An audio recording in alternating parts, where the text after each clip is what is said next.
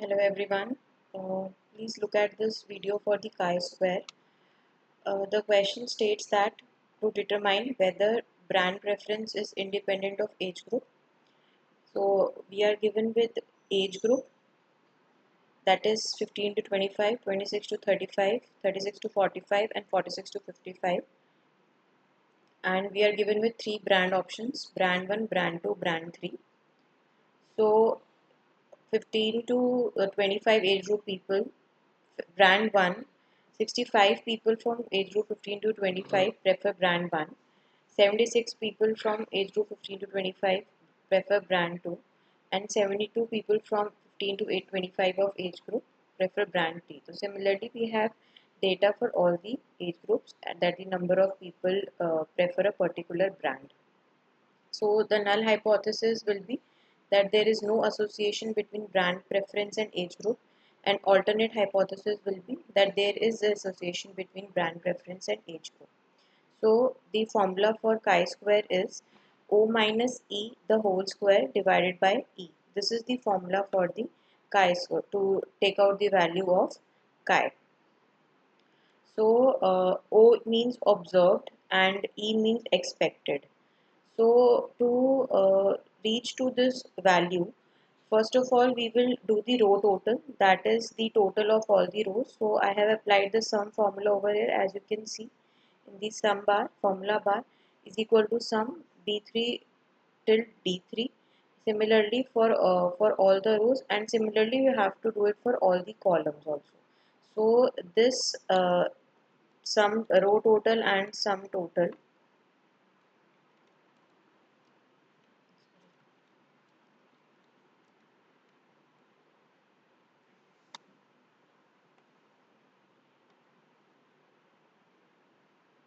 this is the sum of the row total and column total which we have derived by applying the sum formula. So this alpha is 0.05. Degree of freedom is your row minus 1 and column minus 1, that means number of rows that are 4 minus 1, and column at row, C minus 1, which is 6. So when you will look at the table will be given to you at the end of the book, but for Excel it is not required. So just for your information, at 6 degree of freedom and alpha 0.05, tabulated value is 12.5916, which you need to analyze when you are doing it manually. But so since we are doing it in Excel, so step one is that we have to write all the values serial wise. For example, 65, 60, 45, 55. Then starting from brand 2 76 till 65, and for brand 3 72 till 60. So I have written all the observed values in serial order. Now for expected, the formula for expected is this row total into column total divided by table total. So for let's say 65, the row total is 213 multiplied by column total is 225 and divided by table total, that is 704. So you can do it for all. Similarly for 60, let's say row total is 164, column total is 225 and divided by 704. So you have to do it for all of them separately. Now next step is O minus E. So we will we will apply the formula for O minus E is equal to A16 minus B16. So we have come to the values of O minus E.